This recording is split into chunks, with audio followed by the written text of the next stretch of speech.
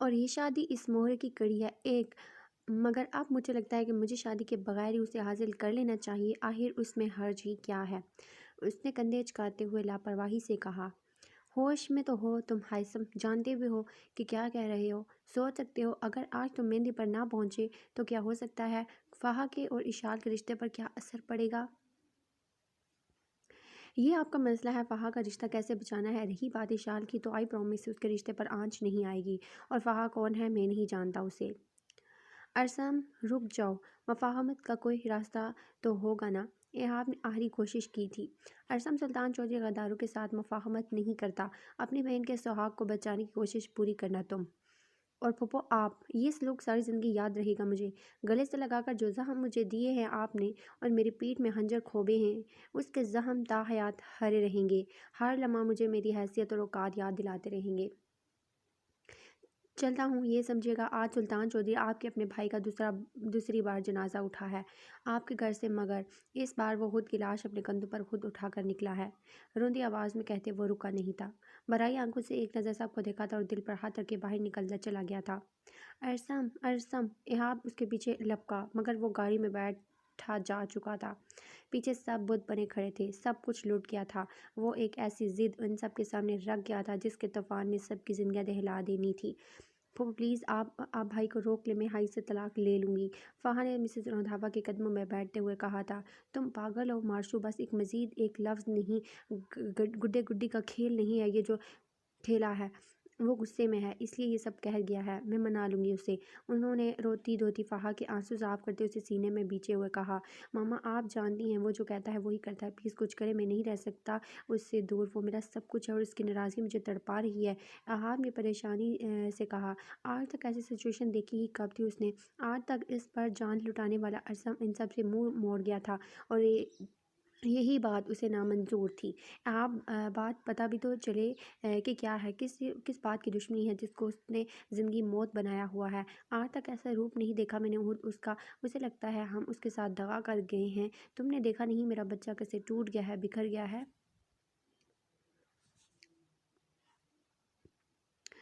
ان کے آنسو موتیوں کی طرح گرنے لگے تھے۔ ڈونا ڈونا، فہا نے چیخ کر اسے پکارا تھا جو اب کھڑا نیچے گر گیا تھا۔ ایہاب بھائی دیکھیے ڈونا کچھ نہیں بول رہا، ڈونا اٹھو آنکھیں کھولو، ایہاب ایمبولینس کو کال کرو، ڈونا کی مدم ہوتی اس آنسو کو دیکھتے مسز رنداوا نے کہا تھا۔ ایہاب بھائی ڈونا کو کچھ ہو گیا تو میں خود کو کبھی معاف نہیں کروں گی۔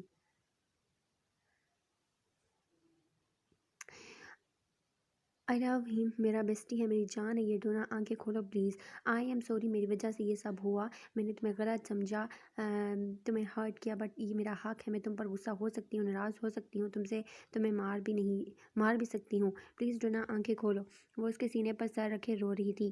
فہا ریلیکس، کچھ نہیں ہوگا، وہ ٹھیک ہو جائے گا، سنبھالو خود کو، اشال نے اسے تسلی دی تھی۔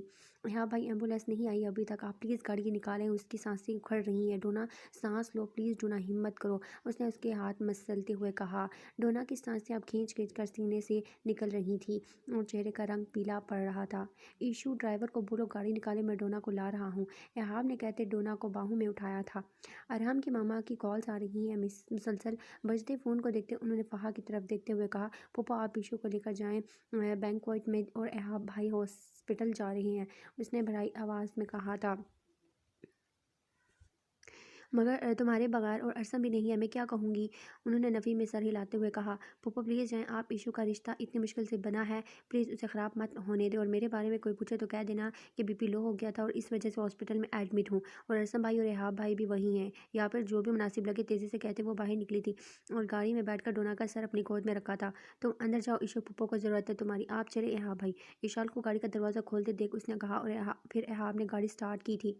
ہاں کیا بات ہوئی ہے، کچھ پتہ چلا یا نہیں؟ بیربل نے فہیم کی طرف دیکھتے ہوئے کہا تھا، بڑی مشکل سے ایک نوکر کو بھاری رقم دے کر اپنی سائڈ کیا ہے، اندر کی بات اگلوانے کے لیے، یقین جانے اس گھر کے نوکر تو بکنے کو تیار ہی نہیں تھے۔ فہیم نے سر ہلاتے ہوئے کہا تھا، تھکے ہوئے لہجے میں، جیسے بڑا کوئی پہاڑ کھود کر آیا ہو، آج کے دور میں ہر چیز بکتی ہے، بس دام ڈبل لگانے کی ضرورت ہے، جیسے تم ڈبل پیسوں پر کچھ بھی کر سکتے ہو، کسی کی جان لے بھی سکتے ہو اور کسی کو جان دے بھی سکتے ہو، بیربل نے بے تاثر لہجے میں کہا تھا۔ پھر تو آپ کو مجھ سے ڈرنا چاہیے، یہ نہ ہو کہ ارسم سے 3 گنا پیسے لے کر اسے سچ بتا کر میں آپ کی جان لے لوں۔ اس نے سرگوشیانہ لہجے میں اس کے قریب ہو کر کہا تھا کہ بیربل کے حلق میں ابری گٹلی معدوم ہو کر پھر ابری تھی اور چہرے کا رنگ فک ہوا تھا۔ ہاں ہاں ڈر گئے، مگر آپ کو ڈرنے کی ضرورت نہیں ہے، کیونکہ میں وعدے کا پکا ہوں۔ جسے ایک بات کمٹمنٹ کر لیتا ہوں، زبان کر لیتا ہوں، پھر اپنی زبان سے مکرتا نہیں ہوں۔ اس لیے بے فکر رہیں اور اگلی بات سنیں غور سے۔ اس نے بیربل کے ہوائیاں اڑتے چہرے کو دیکھتے ہوئے کہا تھا، میں ڈرتا نہیں ہوں تم سے، کیونکہ میں جانتا ہوں برے کبھی اچھوں کے لیے کام نہیں کرتے اور تم 1 نمبر کے کمینے ہو۔ اب آگے بکو۔ اس نے اپنا خوف چھپاتے رعبدار لہجے میں کہا تھا۔ یہ بھی صحیح ہے، یہ بات کی بات ہے۔ ابھی جو میں انٹرسٹنگ نیوز لے کر آیا ہوں وہ سنیں۔ ارسم اور اس کے گھر والوں کے درمیان ایک بہت بڑا جھگڑا ہوا ہے، اور اس میں وہ جو سپاہی فہا، اس کا بیسٹی بری طرح سے زخمی ہوا ہے۔ اسے ارسم نے بری طرح سے مارا ہے۔ اس نے ملازم کی کہی بات بتائی تھی اس کو۔ اچھا، مگر وہ تو سب ایک دوسرے سے بہت پیار کرتے تھے، ایک لانگ فیملی تھی، پھر یہ جھگڑا کیوں ہوا؟ یہی تو، مگر آپ صحیح کہہ رہے تھے، کل وہ لڑکی آپ کو واقعی ڈبل کراس کر گئی ہے، مگر یہ کنفرم نہیں ہے کہ مومن ان کی قید میں ہے یا نہیں، بلکہ یہ کنفرم ہے کہ اس لڑکی نے ارسم سے نکاح کر لیا ہے، جو اس کے پھپھو، اس کے دوست ڈونا اور اس کے کزن ایہاب نے کروایا ہے ارسم سے چھپ کر۔ اب یہ سمجھ نہیں آ رہا کہ ارسم کی کیا دشمنی ہے ارسم سے، جو اس نے اتنا جھگڑا کیا، اور یہاں تک کہ وہ اس جھگڑے کو لے کر گھر چھوڑ گیا، اور واضح لفظوں میں یہ کہا ہے کہ وہ تب تک گھر نہیں آئے گا جب تک وہاں ارسم سے طلاق نہیں لے گی۔ اس نے ایک ہی سانس میں باقی کی رام کتھا سنائی تھی اسے۔ ہاں ہاں، تم نے مجھے بیوقوف سمجھا ہوا ہے کہ کچھ بھی بتاؤ گے اور میں یقین کر لوں گا، یعنی کچھ بھی؟ اس کو سرے سے ہی یہ سب بکواس اور مذاق لگا تھا۔ یقین کرو بیربل، یہی بات ہے، جس سے مرضی کنفرم کروا لو۔ فہیم کو اس کا ہنسنا برا لگا تھا۔ اچھا، اگر یہ سچ ہے اور ارسم اس کا دشمن ہے، تو پھر ارسم خود زویشہ سے شادی کیوں کر رہا ہے، اور یہ دشمنی کیوں ہے، کب سے ہے؟ یہ سب وجہ بھی نہیں بتا رہا۔ اس نے پرسوچ انداز میں کہا تھا۔ ہاں یہ بات ہے، مگر بلی کبھی تو تھیلے سے باہر آئے گی، آج نہیں تو کل اس دشمنی کی وجہ بھی پتہ چل جائے گی۔ ابھی تم یہ سوچو کہ اب کرنا کیا ہے۔ ہمارا پلان تو سرب بگڑ گیا ہے۔ کیسے بگڑ رہا پلان؟ اگر تو وہ یہ شادی زویشہ سے بدلہ لینے کے لیے کر رہا ہے، تو وہ ضرور شادی کرے گا اس سے، اور وہ اگر اپنے بھائی کے سامنے ڈٹ کر کھڑی ہوئی ہے اور اسے گھر چھوڑنے پر مجبور کیا ہے اس کے نکاح نے، تو وہ رخصتی بھی ہوگی ہی۔ ہمارا پلان کہیں نہیں جائے گا۔ اب بس اس پلان میں ایک چیز اور ایڈ کرنی ہے، اور وہ ہے فہا کے ساتھ ساتھ ارسم کی موت۔ اور مومن، اس کو جب پتہ چلا کہ فہا کا نکاح ارسم سے ہو گیا ہے، تو آپ نے سوچا ہے وہ کیا کرے گا؟ وہ میرا مسئلہ نہیں ہے، ویسے بھی فہا نے تو کبھی بھی اس کی نہیں ہونا تھا، مرنا اسے ہر حال میں تھا، کیسے بھی کر کے۔ مومن کو سمجھا لوں گا میں، اس نے ایک ٹرانس کی کیفیت میں کہا تھا۔ پہلے اسے ڈھونڈ لو تو، اس نے ہنستے ہوئے کہا۔ سمجھو، مل گیا، اس نے کہکا لگایا۔ کیا ہوا، مر گیا کیا ڈونا؟ اس نے فہا کے پیچھے کھڑے ہوتے ہوئے کہا۔ وہ جانی پہچانی مردانہ آواز اور پھر زنانہ آواز پر پلٹی تھی، مگر سامنے کھڑے شخص کو دیکھ کر اس کا جسم خوف سے کانپ گیا تھا اور چہرے کا رنگ زرد ہوا تھا۔ مومن؟ ہاں مومن، کیوں، کیا ہوا؟ چونک گئی؟ تمہیں کیا لگا اپنی مرضیاں کرتی پھرو گی اور میں ایسے ہی بے بسی سے دیکھتا رہوں گا؟ اسٹرینج! اس نے اس کے چہرے کے پاس جھکتے سرگوشی میں ایک ایک لفظ چباتے ہوئے کہا تھا۔ دیکھو مومن، یہ سب میں روک نہیں پائی کیونکہ میں بے بس تھی۔ کوئی بات نہیں فہا، تم بے بس تھی، میں تو بے بس نہیں تھا۔ اب دیکھو میں کیا کرتا ہوں، ایک ایسا طوفان بن کر برسوں گا تم پر اور تمہارے خاندان پر کہ تم یاد رکھو گی مجھے دھوکہ دینے کا مطلب کیا ہے۔ پلیز مومن، کسی کو کچھ مت کہنا، میں ہاتھ جوڑتی ہوں، یہ تمہارے آگے، پلیز جو ہو گیا اسے بھول جاؤ، پلیز مجھے بھول جاؤ مجھے اور زویشہ کو، سمجھو یہی قسمت تھی، مجھے معاف کر دو۔ وہ دونوں ہاتھوں کو معافی کی سورے جوڑے ہچکیوں سے روتے ہوئے آنکھیں بند کیے کہہ رہی تھی۔ فہا، کیا ہوا، کس سے بات کر رہی ہو؟ ایہاب ڈاکٹر سے مل کر آیا تھا۔ جب فہا کو ہچکیوں سے روتے ہوئے دیکھا تھا، آنکھیں بند کیے مومن یہاں تھا، ابھی مجھ سے بات کر رہا تھا۔ اس نے جھٹ سے آنکھیں کھولتے اس جگہ اشارہ کیا جہاں مومن کھڑا تھا، مگر وہاں اب کوئی نہیں تھا۔ مگر فہا، یہاں تو کوئی نہیں ہے؟ ایہاب نے یہاں وہاں دیکھتے ہوئے کہا۔ ادھر ہی تھا وہ، اس نے مجھ سے بات کی تھی ایہاب بھائی، اس نے کہا وہ سب کو مار دے گا، مجھے بہت ڈر لگ رہا ہے۔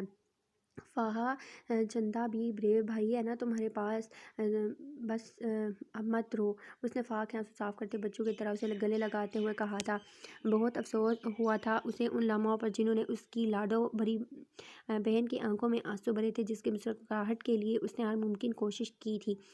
میرا بچہ، بس ساری دنیا ادھر کی ادھر ہو جائے، کوئی کچھ بھی کہے، کوئی کتنا بھی غلط کر لے، مگر میں جانتا ہوں کہ ارسم تمہارے ساتھ کچھ غلط نہیں کرے گا، یہ اس کا وقتی غصہ ہے، پلیز اس کے لیے دل برا مت کرو۔ میں جانتا ہوں وہ چاہ کر بھی تمہیں دکھ نہیں دے سکتا، اور جتنا سب کچھ وہ تمہیں بول کر گیا ہے بھائی کی جان، یہ تم بھی جانتی ہو اور میں بھی کہ وہ ایسا نہیں ہے، کوئی نہ کوئی سرد جنگ چل رہی ہے اس کے اندر، جس کی لپٹ میں ہم سب آ گئے ہیں، اور اتنا میں بھی جانتا ہوں کہ یہ خود ساختہ جنگ یا تو کسی گزرے طوفان کی تباہ کاریاں یا پھر کسی آنے والے طوفان کا سندیہ، مگر کچھ بھی ہو جائے یہ تمہارے بھائی کا وعدہ ہے، تمہاری محبت تمہارے شوہر کو آنچ نہیں آنے دوں گا۔ چلو اب چپ کرو، اس نے اس کا سر تھپتھپاتے بڑے پیار سے اس کو ریلیکس کرتے ہوئے کہا۔ بھائی یہ بس ارسم بھائی کی خود ساختہ بنائی گئی دشمنی ہے، ورنہ جہاں تک میں بھائی کو جانتی ہوں وہ کسی کو نقصان نہیں پہنچا سکتے بلا وجہ، مگر جانے انجانے میں ان سے کچھ ہوا ہے تو اس کی معافی میں بس چپ، کوئی معافی نہیں مانگے گا، بس اب ہمیں جڑ تک پہنچنا ہے، یہ معلوم کرنا ہے کہ کیوں یہ سب ہوا اور کیسے اور اصل وجہ کیا ہے، اور میرا گڈا تو سپاہی ہے، وہ مجھ سے بہتر جانتا ہے کہ کیسے اندر کی معلومات نکلوانی ہے، تو کیا ساتھ دو گی میرا بریو بن کر؟ اس نے اپنے ہاتھ آگے کرتے ہوئے کہا۔ بالکل بھائی، ہم مل کر اس کو سالو کریں گے، اس نے آنسو صاف کرتے ہوئے مسکراہٹ سجاتے ہوئے کہا تھا۔ انشاءاللہ، اور رہی بات مومن کی تو اس سے ڈرنے کی ضرورت نہیں ہے فہا، وہ کچھ بھی نہیں کر سکتا۔ دیکھو اس نے تمہیں بلیک میل کرنے کی کوشش کی تھی، تمہیں تمہاری محبت سے دور کرنے کی کوشش کی تھی، تو آج وہ کھڑا کہاں ہے؟ دیکھو رب نے کیسے ڈونا کے ذریعے پاسا پلٹا ہے، بس خدا سے امید رکھو، اسی سے مدد مانگو، دیکھنا وہ انشاءاللہ زویشہ کو بھی بچائے گا اس سے۔ ویسے مجھے تم سے یہ امید نہیں، اتنی بہادر لڑکی کمزور مرد سے ڈر گئی، کیا فائدہ بلیک بیلٹ اور سپاہی ہونے کا؟ جب احاب بھائی کوئی آپ کے اپنوں کو لے کر تکلیف پہنچانے کی بات کرے اور آپ کی آنکھوں میں جنون نظر آئے تو اچھے اچھے بھی بزدلی کا مظاہرہ کر جاتے ہیں، کیونکہ جانیں ان کی گروی رکھی جاتی ہیں جو آپ کے اپنے ہوتے ہیں۔ میرے معاملے میں بھی یہی کچھ ہوا تھا، آپ سب کو کھو دینے ایک خوف میری رگوں میں بری طرح سرایت کر گیا تھا، اور احاب بھائی میں یہ قطعی طور پر برداشت نہیں کر سکتی، اور پھر وہ بلیک میلر ہونے کے ساتھ ایک سیریل پیشنٹ کے ساتھ آپ ہیں، ان کو بلڈ کی اشد ضرورت ہے، پلیز بلڈ کا ارینج کروائیں، ان کی کنڈیشن سیریس ہے۔ نرس نے آ کر فہا کی بات کاٹ دی۔ جی میں ارینج کرتا ہوں، بلکہ آپ میرا لے لیں، کون سا بلڈ گروپ ہے ڈونا کا؟ احاب نے پوچھا۔ او نیگیٹو، اور پلیز اٹس ارجنٹ، اگلے 15 منٹ تک ارینج کروا دیں، اور وہ چلی گئی۔ او نیگیٹو تو ہم دونوں میں سے کسی کا نہیں ہے نا، میرا اور نہ آپ کا۔ احاب بھائی اور ڈونا کی فیملی بھی ملک سے باہر گئی ہوئی ہے، اب کیا ہوگا؟ فہا نے کہا۔ فکر مت کرو، کچھ نہیں ہوگا، اسے خدا پر امید رکھو، میں کچھ کرتا ہوں، تم ڈرنا بالکل نہیں، انتظار کرو یہاں۔ وہ اس کو تسلی دیتا موبائل جیب سے نکال کر آگے کی طرف بڑھا تھا۔ وہ گھر سے نکلا تھا تو سوائے طیش، غصے، اشتعال اور نفرت کے اس کے پاس کچھ نہیں تھا۔ وہ اسی غصے اور طیش میں آ کر وہ اسے جان سے مارنے کی کوشش کر آیا تھا، جس نے اس کی بہن کی خوشیوں کے لیے بغیر کسی غرض اور لالچ کے اپنی جان داؤ پر لگائی۔ اسے اب گلٹ ہو رہا تھا بری طرح، وہ مگر کیا کرتا، سامنے بہن تھی تو ماضی میں اس کا ننھا وجود ہاتھ جوڑے اس پر کرلا رہا تھا، جہاں اس کے ماں اور باپ کے جنازے اس کی آنکھوں کے سامنے اٹھے تھے، جہاں اس کی 4 سال کی بہن ہاتھ جوڑے اس سے منت کر رہی تھی کہ مجھے ماما بابا کے پاس جانا ہے، جہاں اس کا بچپن ماں باپ کی لمس کی محرومی کے بغیر پروان چڑھا تھا۔ فہا کے غلط فیصلے نے اس کے کتنے بخیے ادھیڑے تھے، جسے بچپن سے پناہ رکھے وہ اپنی ہی دکھ کی منجدھار میں ڈولتا ڈوبتا ابھرتا ہے۔ زندگی بڑی بے مول کٹھن راگزر بن گئی تھی، اور دکھوں سے سرفروشی اس کے لیے طنز مزاح ہنسی تھی۔ اس کے دل بری طرح سخت ہوا تھا، اس کی حالت پر اس نے دل پر ہاتھ رکھ کر مسلا تھا، اسے لگ رہا تھا وہ سانس نہیں لے پا رہا۔ ماما بابا پھپھو، اس نے گاڑی روکتے اسٹیئرنگ پر سر رکھ کر قلب سے پکارا تھا۔ آئی ایم سوری بابا ماما، مگر میں شاید آپ سے بھی کہیں زیادہ فہا سے محبت کرتا ہوں۔ آپ کے جانے کے بعد میں نے اس سے کسی سیب میں رکھے موتی کی طرح سینچا ہے، اور اس کی آنکھوں کے آنسو میرا دل بند کر رہے ہیں۔ میں اپنی بہن کی خوشی کے لیے ولید خان کے بیٹے کو تو معاف کر سکتا ہوں، اس کے خون کی حفاظت کر سکتا ہوں، مگر میں کبھی بھی اس کی بیٹی کو معاف نہیں کر سکتا۔ یہ سوچ کر میرا دل بند ہو رہا ہے کہ میں نے اپنی بہن کو مارا، اس کی خوشیوں میں رکاوٹ بنا۔ اس نے روتے ہوئے خود کلامی کی تھی، وہ اس وقت پورا کا پورا پسینے سے شرابور تھا، وہ معافی اور بدلے کے سولی پر ٹنگا اپنے بدلے اور اپنی بہن کے محبت کے درمیان جنگ کے فیصلے پر لٹکا ہوا تھا۔ اس وقت کوئی اس کی حالت دیکھ لیتا تو یقین نہ کر پاتا کہ یہ وہی ارسم سلطان چودھری ہے جس نے ایک بے گناہ شخص کو مارنے کی کوشش کی ہے۔ نہیں، یہ ارسم سلطان چودھری تو کوئی اور ہے، جس نے اپنے بچپن کو ٹوٹ کر جیا ہے، جس نے بچپن میں ہی خود کو اتنا بڑا بنا لیا تھا کہ ہر دکھ پر آمین کہنے لگا تھا۔ اسے پچھتاوا تھا ڈونا کو مارنے کا، اسے پچھتاوا تھا اپنی ماں باپ بن کر پالنے والی پھپھو کو ذلیل کرنے کا، اسے پچھتاوا تھا اپنی بہنوں پر ہاتھ اٹھانے کا، اسے پچھتاوا تھا اپنے دوست اپنے بھائی کی تذلیل کا۔ مگر وہ کیا کرتا، وہ جن کے لیے یہ سب بول آیا تھا وہ اس کی زندگی کا اہم حصہ تھے، جو اسے اس دنیا میں لائے تھے۔ میں کیا کروں ماما بابا، کس طرف جاؤں میں؟ پیچھے مڑ کر دیکھوں گا تو سب کی خوشی میں خوش رہنا پڑے گا، آگے چل کر دیکھوں گا تو سب کی خواہشات کو بسم کر دوں گا، اس نے بے بسی سے کہا تھا۔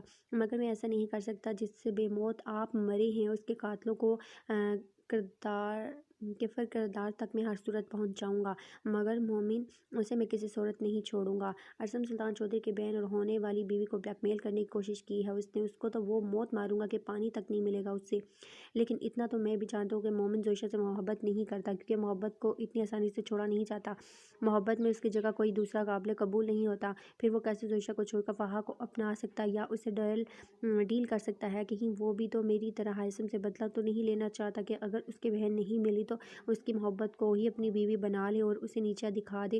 کچھ تو مسٹری ہے اس میں، اور یہ مسٹری مومن کے پاس جا کر ہی سلجھے گی۔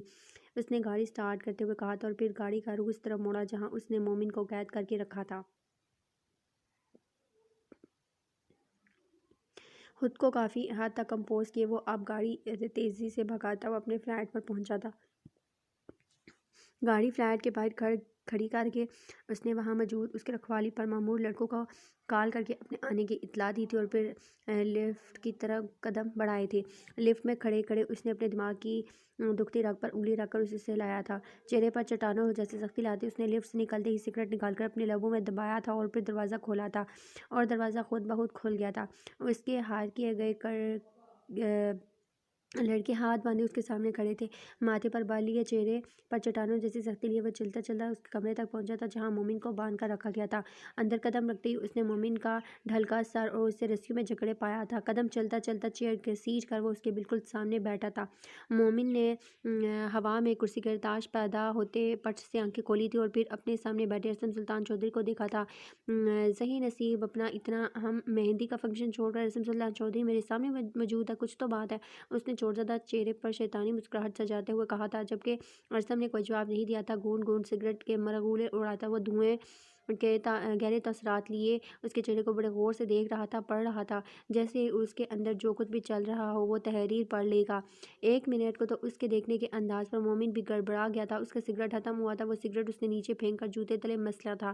اگلا سگریٹ نکال کر ابرو کے نیچے دبانے اس نے پھر سے لائٹر نکال کر سگریٹ کا دھواں کھینچتے اسے ہوا میں چھوڑا، مگر نظر ایک پل کے لیے بھی اس کے چہرے سے نہیں ہٹی۔ پیو گے؟ یہ پہلی بات تھی جو اس نے اتنے ٹائم بعد کی تھی۔ بالکل، مومن نے ایک لفظی جواب دیا۔ پاس کھڑے لڑکے کو لائٹر اور سگریٹ کا اشارہ کیا تھا۔ ارسم نے مومن کے لبوں میں سگریٹ دے کر اس کا سگریٹ سلگایا تھا۔ ہاتھ کھول دو اس کے اور تم جاؤ یہاں سے، ارسم نے اگلا حکم دیا تھا۔ وہ ہاتھ کھول کر سر جھکائے چلا گیا تھا۔ وہ اس عنایت کی وجہ جان سکتا ہوں؟ مومن نے سگریٹ ہاتھ میں لیتے ہوئے اور دھواں اڑاتے ہوئے پوچھا تھا۔ کیا دشمنی ہے تمہاری ارسم سے؟ اس نے اپنا ہی سوال داغا تھا اس کی بات کا جواب دیے بغیر۔ اگر میں کہوں کہ کوئی دشمنی نہیں تو تم کیا کر لو گے؟ اس نے اگلا کش بھرتے ہوئے کہا تھا۔ دونوں آمنے سامنے بیٹھے دھوئیں میں دھندلائے ایک دوسرے کے چہرے دیکھتے بات کر رہے تھے۔ ایک لمبی ریس کا گھوڑا تھا تو دوسرا اس لمبی ریس کے گھوڑے کی ٹانگ کھینچتا اچھے سے جانتا تھا۔ ایک مومن تھا موسٹ وانٹڈ سیریل کلر، ایک ارسم موسٹ وانٹڈ پلیئر، ایسا کھیل کھیلتا تھا کہ صدیوں لگ جاتے تھے اس کی بازی سمجھنے میں۔ چلو میں کر لیتا ہوں یقین۔ اب اس کی دوسری سگریٹ ختم ہوئی تھی، اب اس نے مزید سگریٹ نہیں جلائی تھی۔ اب تم وہ کرو جو تمہارا دل چاہتا ہے۔ انٹرسٹنگ، تمہاری ان دونوں باتوں میں تضاد ہے۔ تمہیں پتہ ہے تمہارا دیا گیا دوسرا جواب تمہارے پہلے جواب سے بالکل میل نہیں کھا رہا۔ اس نے تھوڑا سا آگے جھک کر کہا تھا۔ وہ کیسے؟ مومن انسپائر ہوا تھا اس کی بات سے، واقعی اس نے دونوں سوال اپنے اگلے لائحہ عمل کو سوچتے ہوئے دیے تھے۔ پہلے تم نے کہا کہ اگر تم کہو نہیں تو میں یقین کر لوں گا، دوسری بار تم نے کہا جو تمہارا دل چاہے تم وہ کرو۔ اب نہ تم مجھے میرے مطلب کی بات بتاؤ گے اور نہ تم مجھ پر یقین کرو گے۔ ان دونوں باتوں کو لے کر آخری بات میرے ذہن میں پتہ ہے کیا آتی ہے؟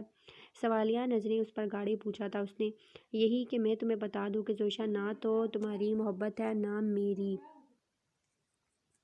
مطلب؟ مومن کو دھچکا لگا تھا یہ بات سن کر۔ وہ صرف بدلہ ہے، ایک بدلہ، اس کے علاوہ کچھ نہیں۔ کرسی سے اٹھ کر وہ اب قدم قدم چلتا اس کی پشت کی طرف آ کر کھڑا ہوا تھا۔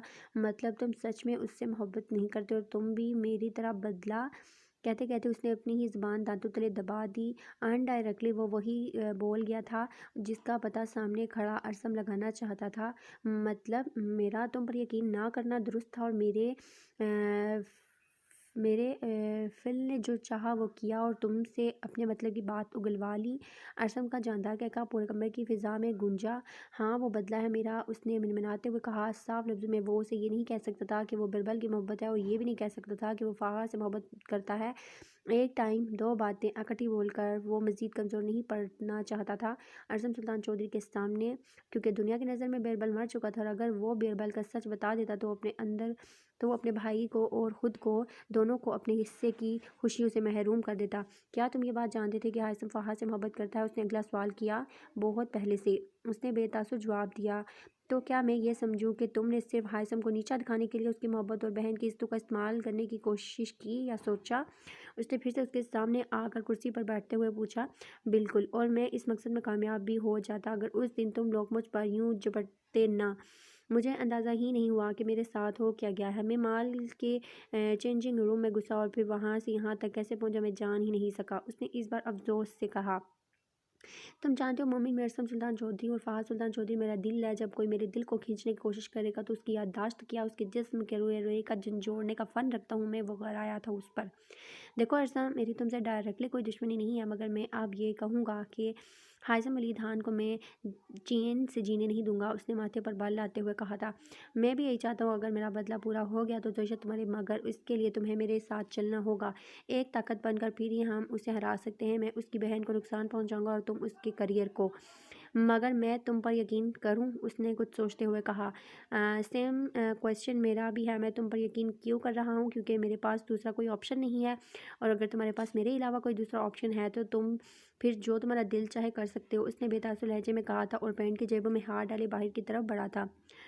میں تیار ہوں، تم پر یقین کرتا ہوں، اس نے اپنی آواز سے اس کے قدم روکے تھے، اور اس وقت اس کو یہاں سے رہائی پانا ہی مناسب لگا تھا۔ اس کے بعد اسے کیا کرنا تھا یہ بھی اس نے سوچ لیا تھا، اور ویسے بھی ایک رات کی بات تھی، صبح ہوتے ہی وہ سوچ بیٹھا تھا کہ بیربل کے ساتھ مل کر ان دونوں خاندانوں کے نام و نشان مٹا دے گا۔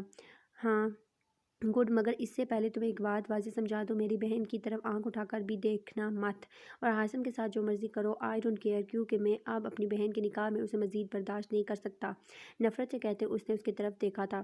کیا ان دونوں کا نکاح ہو چکا ہے؟ مومن کے دل پر کاری ضرب لگی تھی۔ ہاں، مگر میں اس نکاح کو نہیں مانتا۔ خیر تم تیار ہو؟ اس نے پھر پوچھا تھا۔ ہاں میں تیار ہوں، مگر مجھے کرنا کیا ہوگا؟ اس نے پھر پوچھا۔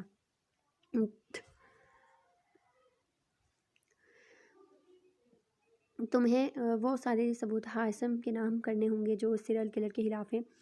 ان شارٹ تمہیں ہائثم جو ایک پولیس انسپکٹر سے لے کر دنیا کے سامنے ایک سیریل کلر کے طور پر انٹروڈیوس کروانا ہے، یعنی تم دنیا کو بتاؤ گے کہ جو سیریل کلر وہ ڈھونڈتا پھر رہا ہے وہ کوئی اور نہیں بلکہ ہائثم ہی ہے۔ انٹرسٹنگ ہو جائے گا یہ بھی، اور اس کھیل کو کھیلنے میں مجھے بہت مزہ آنے والا ہے، اس نے کہکا لگاتے ہوئے کہا۔ مجھے دھوکہ دینے یا میری فیملی کو کسی قسم کا نقصان پہنچانے کی کوشش کی تو اگلی بار خود کو تم منو مٹی تلے دبا پاؤ گے، اور یہ بات تو تمہیں معلوم ہوگی کہ تمہیں اٹھوانا میرے لیے مشکل کام نہیں ہے۔ نہیں، اس چیز کی نوبت نہیں آئے گی، تم یقین کرو، اس نے اسے یقین کروانے کی کہا۔ جا سکتے ہو تم، اگلی میٹنگ یہی ہوگی اس جگہ کل، تب تک اپنا پورا پلان سوچ کر رکھنا، خدا حافظ۔ کہتے اس نے اس کی طرف سے اپنا روم موڑ لیا، اور وہ دل ہی دل میں ارسم کی بے وقوفی پر ہنستا باہر نکلا۔ جب بھی اسے راستے میں سے گزرتی گاڑی میں فہار ہوتی ہوئی نظر آئی، اور پھر وہ پاس سے گزرتی ٹیکسی رکوا کر اس گاڑی کا پیچھا کرتا اس کے پاس ہاسپٹل پہنچا تھا۔ اگر وہ میرے گھر آیا تو آئی سویر میں جان سے مار دوں گا، اسے بھی اور تمہیں بھی، بس شام نے ہتے سے کھڑتے کہا تھا۔ میں بلواؤں گی اسے، ہر قیمت پر آپ کو جان سے مارنا ہے، مار دیجیے گا، جو کرنا ہے کیجیے گا، مگر ایک بات یاد رکھیے گا، ایک طرفہ فیصلہ مت کیجیے گا، سب کچھ جان کر، سارے ثبوت دیکھ کر۔ سارا نے ٹھوس لہجے میں کہا تھا۔ تمہیں لگتا ہے کہ مسز بشام کہ میں اپنی بہن کے خلاف کوئی ثبوت دیکھوں گا؟ تمہارا دماغ خراب ہو چکا ہے یوسک، وہ تیش پر پھڑپڑایا تھا۔ آپ کو مسئلہ پتہ ہے کیا ہے؟ آپ دماغی طور پر رشتوں کی محبت میں جکڑے ہوئے انسان ہیں۔ خدا کی قسم اگر میرا بھائی گنہگار ہوتا تو میں خود پنکی کے حق میں بولتی، لیکن آپ کی آنکھوں پر بندھی یہ محبت کی پٹی بہت جلد کھولوں گی میں، کہ پھر آپ کو سب کچھ صاف نظر آئے گا۔ آپ چاہیں یا نہ چاہیں، ٹھیک 15 منٹ میں عاشر یہاں ہوگا، اس نے حتمی فیصلہ سنا دیا۔ میں کہہ رہا ہوں کہ گھر چل، ورنہ ٹھیک 15 منٹ بعد جب وہ یہاں ہوگا تو اس سے اگلے چند سیکنڈز میں وہ میرے ہاتھوں مرے گا۔ اس کا ہاتھ پکڑ کر کھینچ کر اسے کھڑا کرتے ہوئے کہا تھا۔ آپ سارا بھابی کے ساتھ یہ سب نہیں کر سکتے۔ اچانک اسے اپنے پیچھے سے آواز آئی، اور وہ ہکا بکا منہ کھولے آواز سن رہا تھا، اور جیسے ہی پلٹ کر دیکھا، آنکھیں پھٹی کی پھٹی رہ گئی۔ مسز بشام کی آنکھیں کھلی رہ گئی تھی اس لڑکی کو دیکھ کر۔ یہ تو وہی لڑکی تھی، ان کی بہن کی دوست، وہی جس نے سر ثبوت دکھائے تھے ان کو کہ ان ثبوتوں کی بنا پر ان کی بہن بے قصور ہے اور سامنے کھڑی ان کی بیوی کا بھائی قصوروار۔ تو تم یہاں کیا کر رہی ہو؟ انہوں نے گرجدار آواز میں پوچھا۔ ساتھ دینے آئی ہوں، سچ کا، اس نے بغیر ڈرے مسٹر بشام کی آنکھوں میں آنکھیں ڈالتے ہوئے کہا۔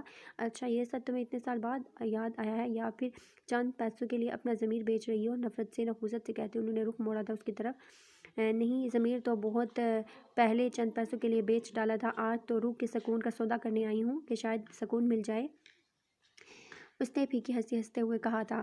آپ غلط کر رہے ہیں بشام بھائی، آپ نے کل بھی سچ نہیں سنا تھا، نہ سننے کی کوشش کی تھی، آپ آج بھی سچ سے نظریں چرا رہے ہیں۔ کیا آپ میں واقعی سچ کا سامنا کرنے کی ہمت نہیں ہے یا پھر آپ بزدل ہیں؟